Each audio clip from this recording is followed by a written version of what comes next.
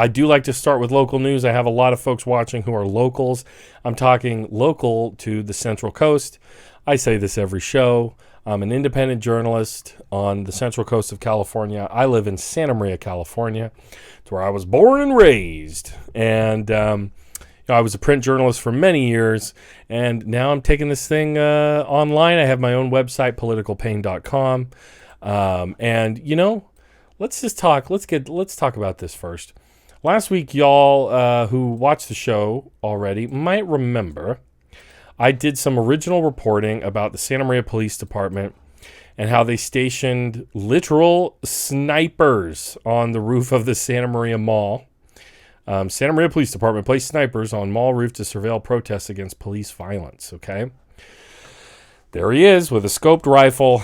There was all of 8 leftist protesters out in front of City Hall. They were even more outnumbered by They were even more outnumbered by right-wing counter demonstrators. And so, this is just an example of how police forces have continued to militarize. But I did a little more digging, and I just wanted to point out a couple of recent reports in the Santa Maria Times. This is the daily newspaper in Santa Maria, corporate owned, all of that stuff, right? But this was a very recent decision.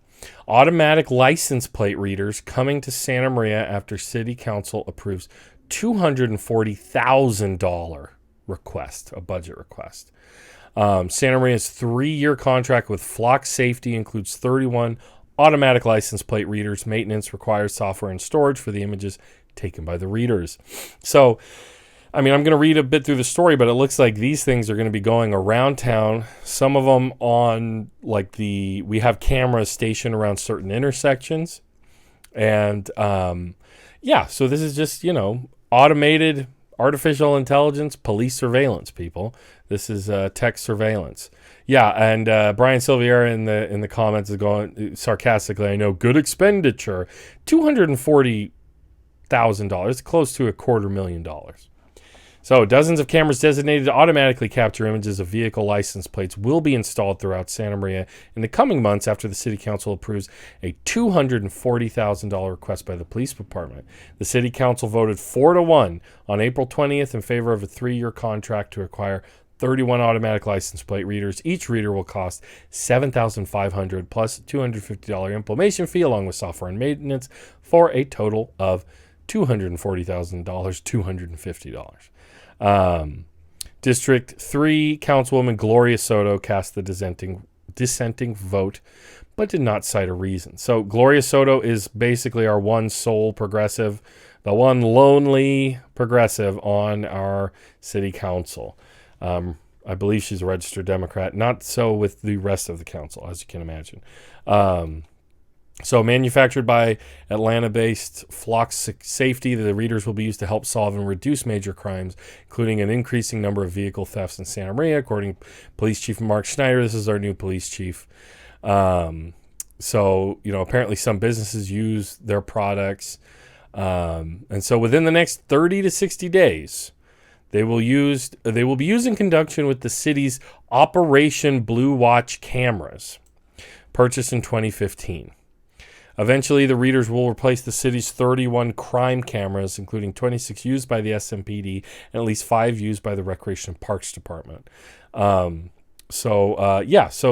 the police department has cameras all around town, and they're now going to be automatically scanning license plates. Okay, so, there is a lot of increase over the years of what is called digital surveillance being employed by police departments. And here in my city, they are now using these license plate scanners. So we do have a problem in the city with car thefts, and they believe this is going to be helping that.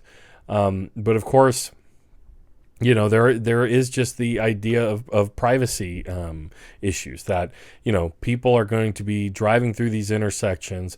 Most of the time, unbeknownst to them, they are going to, have their license plate scanned. It's going to be tracked where they were and when. Who knows? This might help exonerate people in certain situations. Let's see. There's a quote in the story from somebody who's critical. Quote, law enforcement agencies have used automatic license plate readers to collect massive amounts of vehicle location data, which they store and share with other law enforcement agencies without the consent or knowledge of drivers, Guillo said, adding there is a lack of accountability and transparency surrounding their use. So, this isn't the only thing, though, guys. This isn't the only thing. Look at this. Oh, new Bearcat armored vehicle purchased by Santa Maria Police. This was in February. So if you didn't know, Santa Maria already has a Bearcat. Already has an armored vehicle. I believe that was used to be on the streets of Iraq, and now they have this one. That's their older one. Them using their older one, and they've now purchased a new Bearcat. And let's learn about how much this costs and where some of the money came from, at least. So a new Bearcat armored vehicle was purchased by the Santa Maria Police Department last week with the help of the city's police council, which paid for more than half of the new piece of equipment. The four-wheel drive vehicle, which cost $291,646, that's well over $250,000, can provide protection from small arms fire and transport a team of police personnel to perform a variety of missions, according to the Santa Maria Police Chief, Mark Snyder, again, brand new chief. Bearcats are typically deployed in high-risk situations that can include barricaded suspects, active shooters, or warrant services involving firearms. It's essentially a protective shield on wheels, said city spokesman Mark Vandekamp. Although it's not routinely deployed, it is critical to protecting our personnel and achieving our mission of providing safety for the community. Hey, it's all good, guys. It's going to be safety. So I will read some more from this story, but keep in mind that between this Bearcat and now these license plate scanners, the city of Santa Maria, which I'm born and raised and love, is now within just the past couple months. In March, the license plate scanner decision was made, and then in February, within the span of barely a month, they've agreed to add close to $500,000. Now, half of the cost of the Bearcat was covered by the Santa Maria Police Council. But this happened also with the last one. So the Santa Maria Police Council, I believe are they the union or are they a nonprofit? It's a nonprofit 501c3 charitable organization. The council aids our police department's leadership by providing critical resources that will help the men and women safeguard our community. So it is not the police union. It's a nonprofit. But get this, through the police council, a $150,000 donation, along with $141,000 in matching funds from the city's asset forfeiture account, was used to purchase the new armored vehicle, said city manager Jason Stillwell. So first of all, we have the issue of civil asset forfeiture, which is where, the police departments can seize property, including cash, that is part of an investigation. So they have, a lot of money sitting around. Listen to this. Santa Maria's Asset Forfeiture Fund, which fluctuates through the year, is replenished with proceeds from cash seized and illegal activities that then is distributed to the agencies involved in the operations. The fund will have about $200,000 left after the Bearcat purchase. So it had more than $300,000 just sitting in there. And the Santa Maria Police Council, which purchases support equipment for the police department outside the agency's operating budget, donated the $150,000 via a private donor who wishes to remain anonymous. One person in this city fronted $150,000. And I do believe the other Bearcat, maintained and owned by the Santa Maria Police Department, there was a similar situation with that as well, I do believe. So the police officials said they needed a new Bearcat, which has a 20-year lifespan, to replace a 1977 military surplus Peacekeeper vehicle that was mechanically unreliable.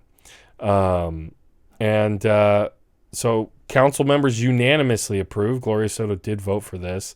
Approved the purchase during the February 16th meeting as part of the agenda's consent calendar, which includes routine items that are often approved without debate. Councilwoman Gloria Soto, however, questioned the need for the new vehicle.